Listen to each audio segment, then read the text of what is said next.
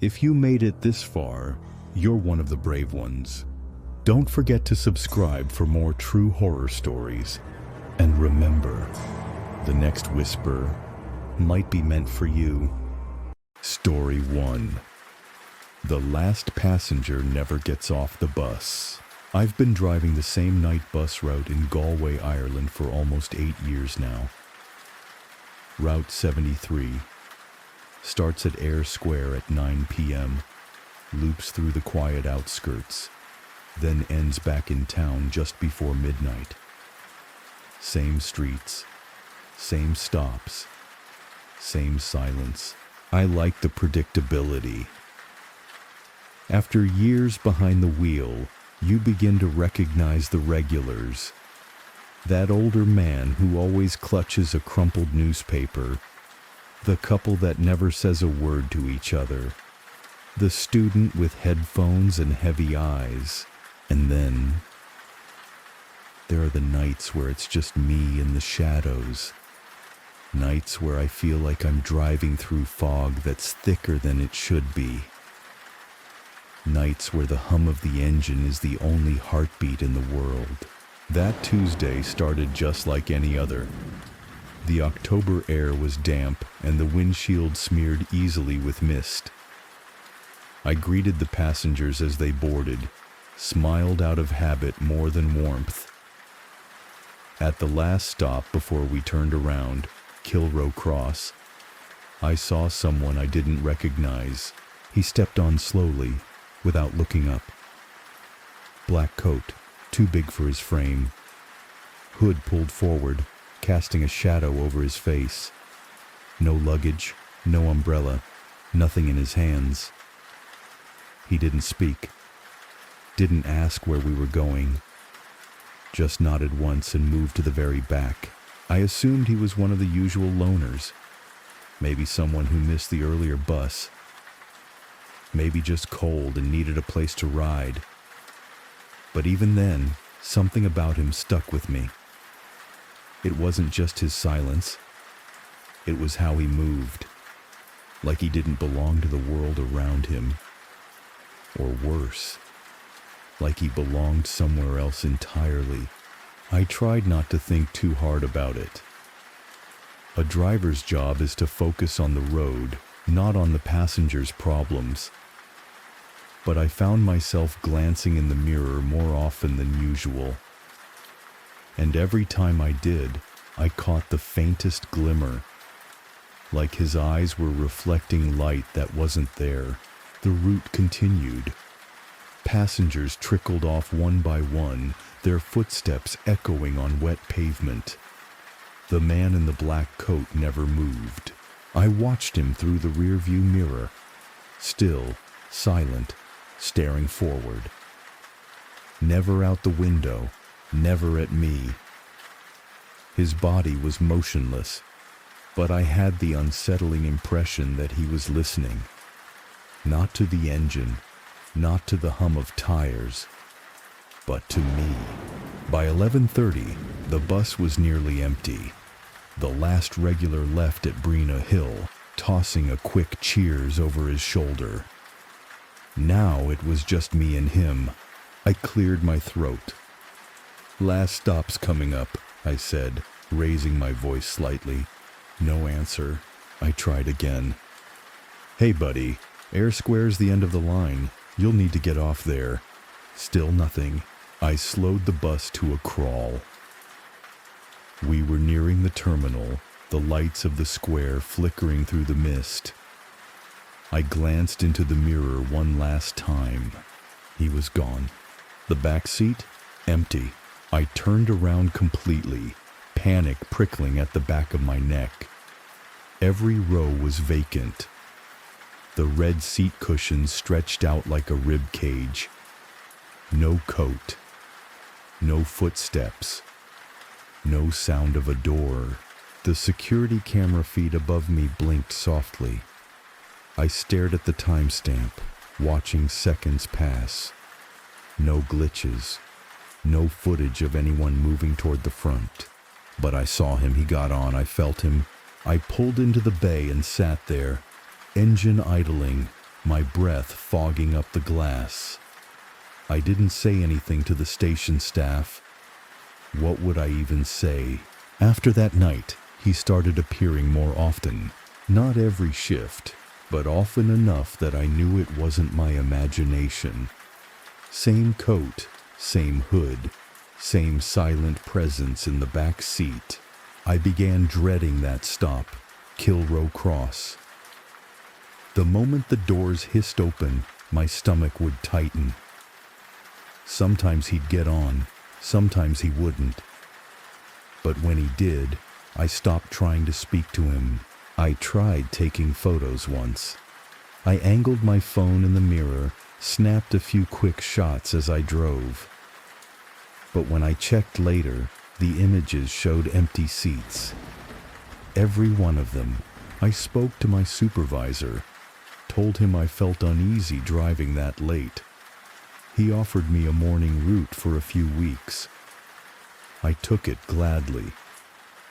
I thought maybe a break would clear my head, but even when I wasn't on the road, I saw him in reflections, in puddles, in windows. Once I passed by a bus shelter and saw my own bus sitting there, empty, lights flickering, and in the back seat, a figure in black. I blinked, and the shelter was empty again. Sleep became a stranger. I started drinking more. My wife noticed. My friends drifted away. I stopped mentioning the man altogether. There was no point. You can't explain to people that a ghost has claimed your bus, because by then I knew he wasn't alive. But he was real. It's been months since he last appeared, or maybe I've just stopped noticing. But last night, something changed. I was driving the usual route, quiet night, damp air. At Kilrow Cross, the doors opened, but no one got on. I let out a shaky breath. Relief, maybe. But when I looked in the mirror, he was already there. Back seat. Hood pulled forward. Head tilted slightly. I gripped the wheel so tight my knuckles ached. "You win," I whispered. I didn't stop at Air Square. I kept driving. Out past the last stop. Past where the roads are marked. Into the forest beyond the industrial zone, where old roads twist like veins and fog eats the headlights. The further I drove, the lighter I felt, like I was shedding layers of something I didn't know I'd been carrying. I don't remember turning the bus off. Don't remember stepping outside, but I do remember standing in the dark, cold earth beneath my boots and the sound of a second set of footsteps behind me. I turned.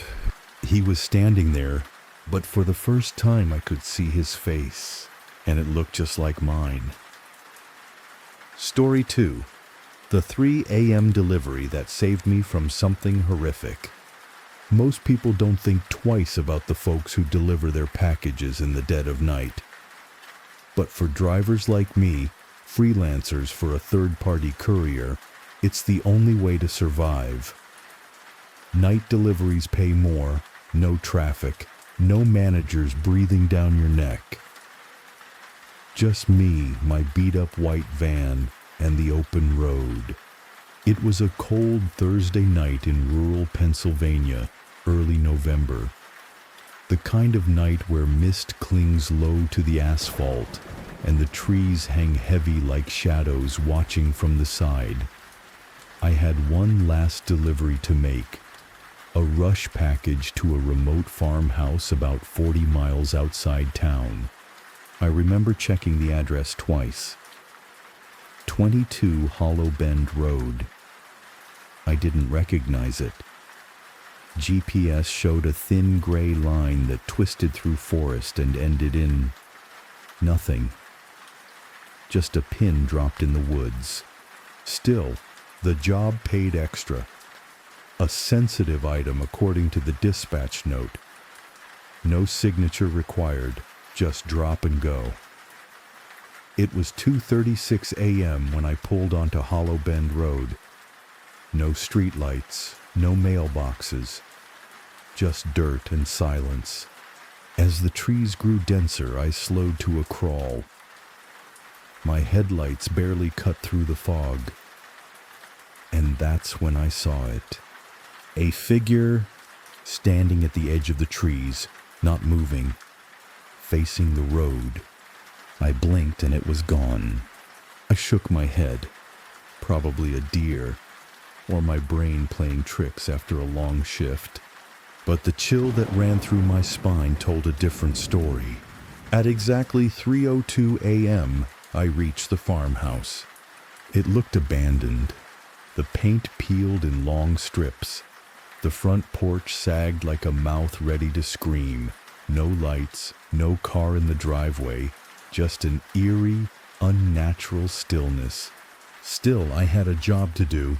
I grabbed the small package from the back, no label, no return address, and walked toward the porch. My boots crunched on gravel, echoing far too loudly in the quiet. As I reached the steps, I hesitated.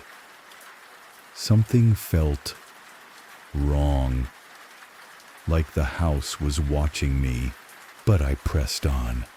Left the package beside the door, snapped a photo for proof of delivery. That's when I heard it, a creak. From inside the house, I froze, heart hammering. There was no reason for anyone to be up at this hour, not in a house that looked like it hadn't been lived in for years. Another creak, this time closer. Floorboards under pressure. I backed away slowly. Whatever was inside hadn't turned on a light, hadn't spoken, just moved. I climbed back into the van and locked the doors, my breath fogging up the windshield. I stared at the house for a long moment, engine idling, and then without warning the front door opened. Just a crack, enough to see darkness, and in that sliver of black, two eyes, pale, wide, unblinking. Watching me. I didn't wait. I slammed the gear into reverse, gravel flying, tires skidding, whatever was in that house. It wasn't waiting for a thank you note. I drove for miles, heart racing, knuckles white on the wheel. Every curve of the road felt like a trap. Every rustle in the trees a whisper.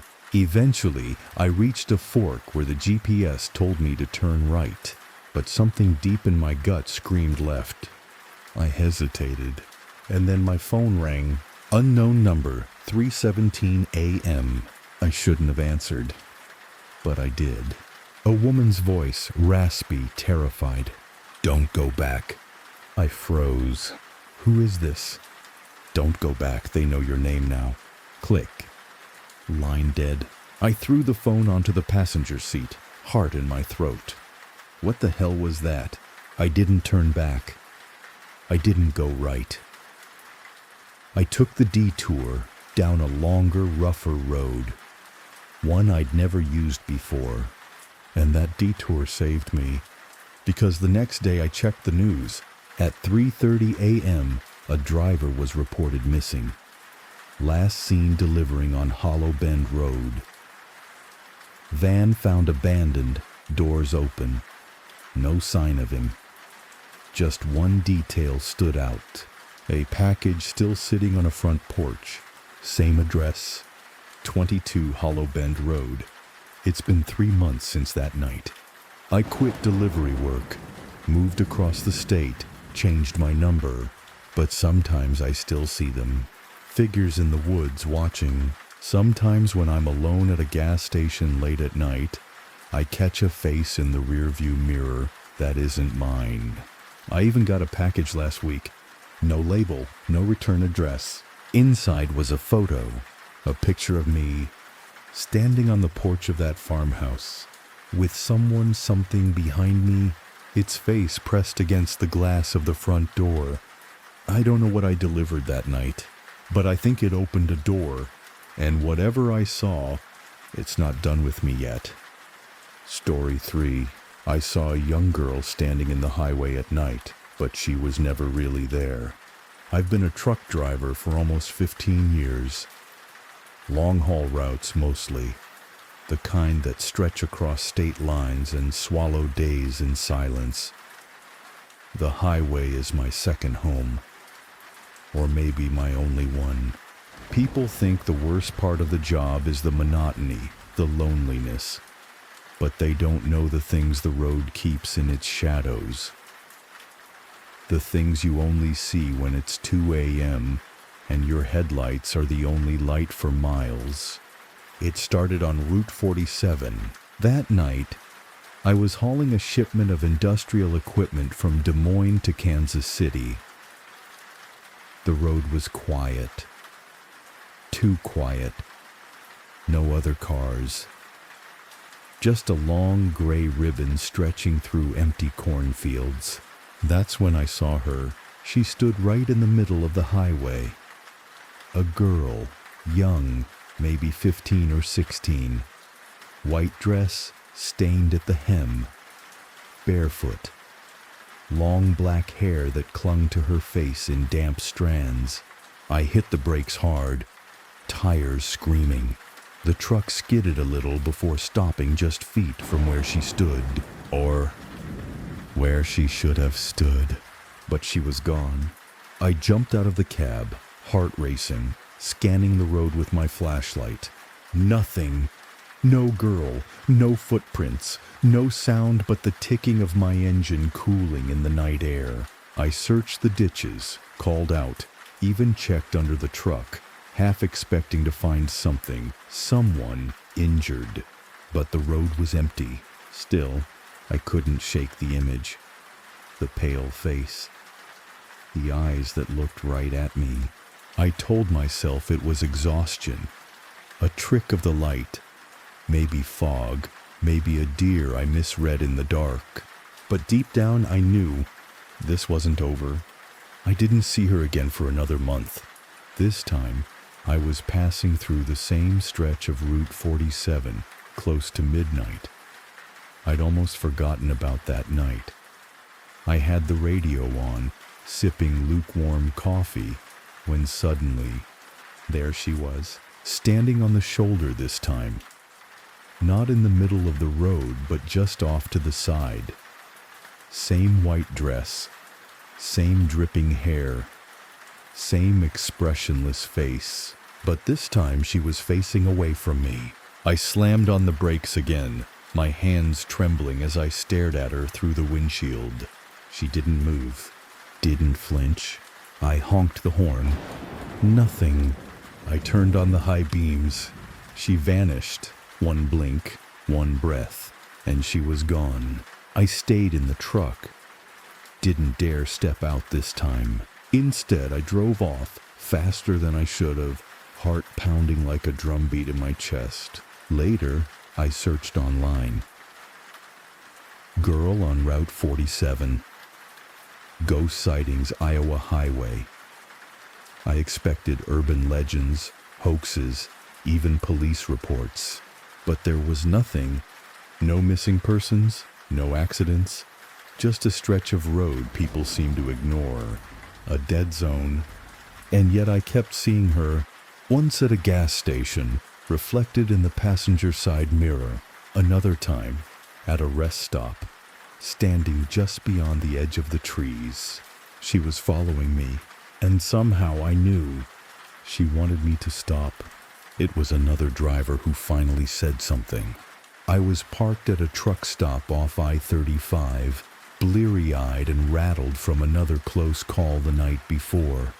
An older guy, weathered face, eyes like broken glass, sat down next to me at the diner counter. "You've seen her, haven't you?" he asked, voice low. I didn't say anything at first, just stared into my coffee. "The girl," he added, "white dress, black hair, looks right at you like she knows you." I looked up, stunned. "How did you—" He nodded slowly. "You're not the first, won't be the last. Who is she?" He paused. "No one knows for sure. Some say she was a hitchhiker, picked up, murdered, and dumped by the road. Others say she ran from home and never made it to safety. Me? I think she's looking for someone to take her home." "Why me?" I whispered. "Because you noticed. That's all it takes." He reached into his jacket and pulled out a keychain. Old, rusted. "If you ever see her again, don't stop. No matter what. Keep driving. No matter what she does." That night I dreamed of her, standing at the side of the road. But this time she was smiling, and her mouth was full of teeth. 2 nights later, I took a route I didn't usually drive. I told dispatch I needed something different, away from Route 47, away from Iowa altogether. They gave me a Texas run. I thought I was safe. But horror doesn't need a map. At exactly 2:14 a.m., somewhere between Abilene and San Angelo, I saw her again. This time she was closer, standing in the middle of the road. Not still. Moving. Walking toward the truck. I couldn't stop. I wouldn't. I remembered what the old driver said. I gritted my teeth, pressed the gas pedal, and drove through her. There was no impact, no sound, just a burst of cold, like ice crawling into my lungs. And then I was alone. Or so I thought. Minutes later I heard it. A knock. Tap, tap, tap. From the passenger side door. I didn't look, not right away. But the knock came again. Tap, tap, tap. When I finally glanced over, the window was fogged. And in the condensation, drawn with a fingertip, was a single word. Stay. I didn't stop that night. I didn't sleep. I drove until dawn. I left the truck in Houston and flew home. I haven't driven since. But sometimes in the quiet hours I hear it. Tap, tap, tap. And I wonder, what would have happened if I had opened that door? Story 4. My final ride before quitting Uber. Almost cost me my life. I was planning to quit the next morning. I'd already drafted the email to Uber's support team. After 4 years of night shifts, weird riders, and long silences filled with nothing but the hum of my old Toyota Camry, I was finally ready to leave it all behind. It was 1:12 a.m. on a Sunday, and I had just dropped off a couple from a bar in the city. I was tired, mentally drained, really. I told myself, one more trip, then go home. One last ride for the road. That's when it happened. Ping. A request popped up. Pickup. 12 minutes away. Destination. Unknown. No name. Just a pin dropped in the far outskirts of town, near the edge of an old industrial zone that had been mostly abandoned since the 80s. I hesitated. It was weird. Usually I get a name, a rating, even a destination, but this was blank. Almost like someone had hacked the system. Still, habit won out. I hit accept. 12 minutes later, I pulled into a cracked parking lot outside an old warehouse. It looked condemned. All graffiti and broken windows. Overgrown weeds wrapped around rusted poles. There were no lights. No signs of life. I left the engine running, the car in park, and waited. Then I saw her. A woman stepped out from the shadows. She was tall, wearing a black coat that brushed the tops of her boots. Her face was hidden by a hood. She moved slowly, deliberately, like she was stepping through water. I rolled down the window slightly. "Uber?" I called out. She didn't answer. Just nodded once, opened the back door, and slid in. Okay, where are we headed?" I asked, tapping the screen. Still nothing. The app hadn't updated. No destination. The silence stretched. Then, in the rearview mirror, I saw her lift her head, just enough for me to see her mouth move. "Drive." I pulled out of the lot, unsure where to go. My GPS still showed no destination, just the blue dot that marked my location. "Any specific direction?" I asked. She didn't answer. I glanced in the rearview mirror again. She was staring out the window now, but something about the way she sat, it was wrong. Like she wasn't really looking at anything. Her posture was stiff, her arms unmoving. Her reflection didn't quite line up with the shadows. We drove in silence for what felt like forever. Through industrial streets, past shuttered factories and graffiti-covered walls. The world outside the car grew darker, quieter, as if I were driving out of reality itself. Then the air turned cold. Not from the AC. I had turned that off. It was the kind of cold that settles into your bones. That's when she spoke again. "Take the next left." Her voice was low, hoarse, almost hollow. We turned onto a narrow, unlit road I'd never seen before. It wasn't even on the GPS. Just a dirt path lined with skeletal trees. "I'm not sure this is," I began. "Keep going," she said. I did. That was the moment I realized my phone had no signal. No bars. No internet. No way out. The further we drove, the more distorted the road felt. My headlights flickered. The trees seemed to lean in closer. I swear they moved, twitching slightly like they were breathing. We came to a clearing, an open field with a single structure in the middle, an old farmhouse, crooked, rotting. It looked like it had been dragged from a forgotten century and dropped there by mistake. "Stop here," she said. My hands trembled on the steering wheel. "Look, I'm not comfortable with—" Before I could finish, she opened the door and stepped out, and just stood there, staring at the house. Then she turned to me. Her hood had slipped slightly, and for the first time I saw her face, or rather what was left of it. Half her skull was gone. Exposed bone, charred skin, an empty eye socket. The other side was eerily perfect, like porcelain. She smiled and said, "You shouldn't have come." The door slammed shut. She vanished. I blinked. The field was empty. No woman, no house. Nothing but my idling car in a clearing I didn't recognize. I threw the gear into reverse, heart slamming in my chest. But when I looked at the app, the ride was still active. It read, "1 passenger on board."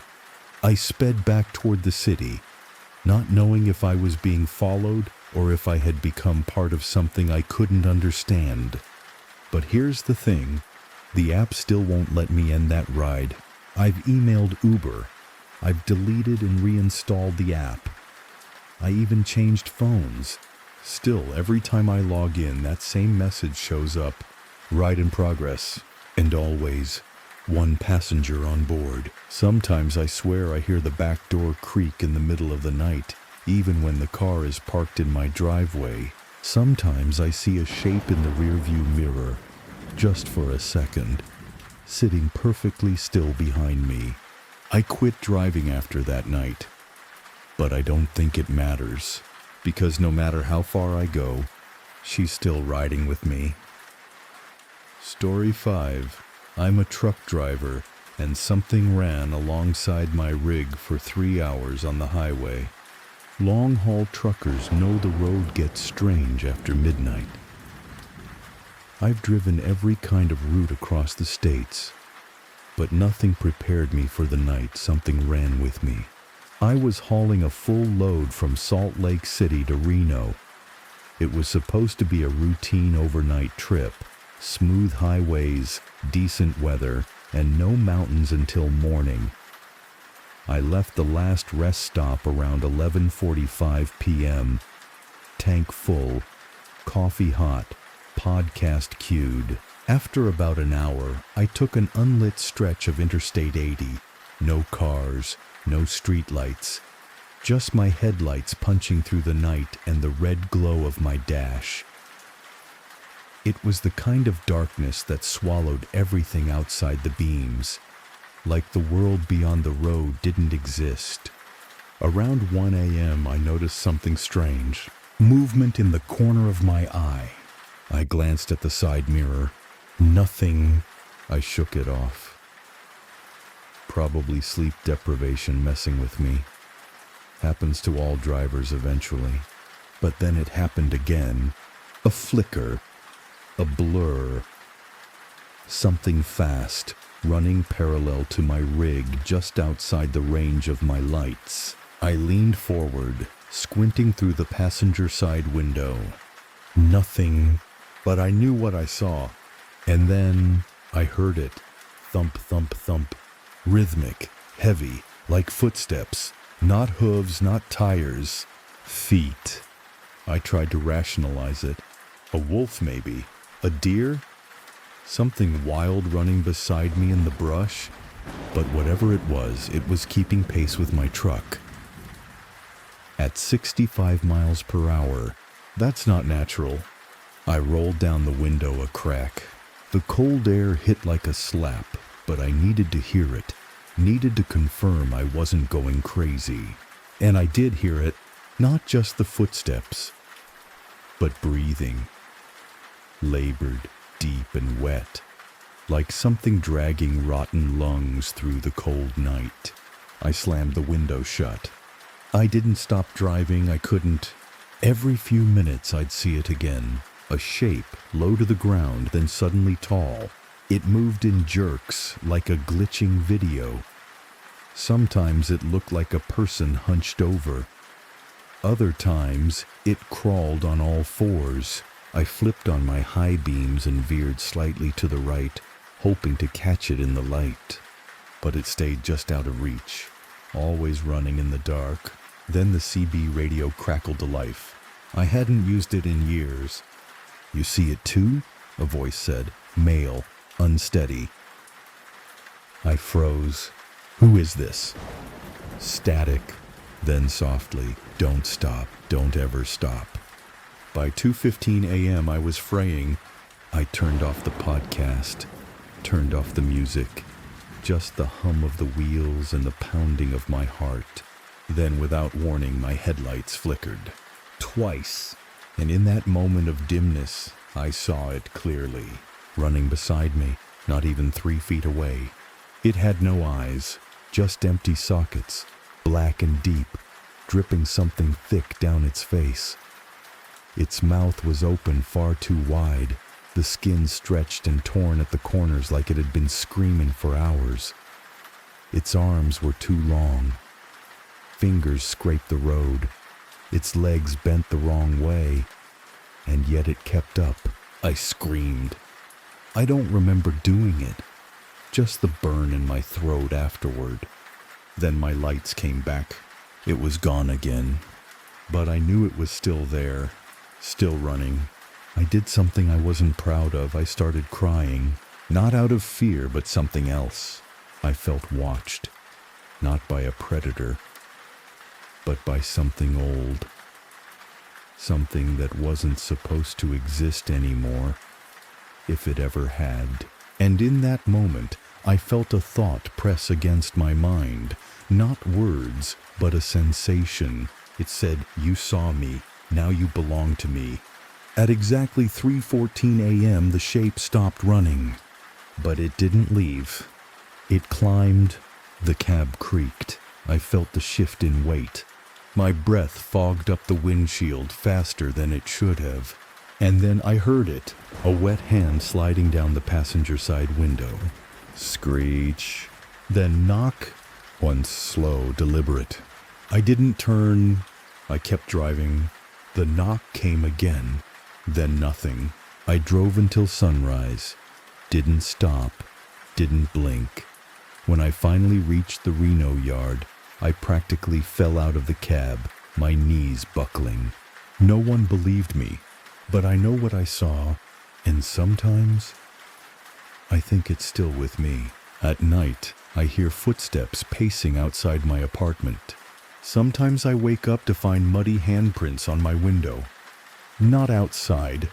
Inside, And every now and then when I check my truck's side mirror, I catch a glimpse of something running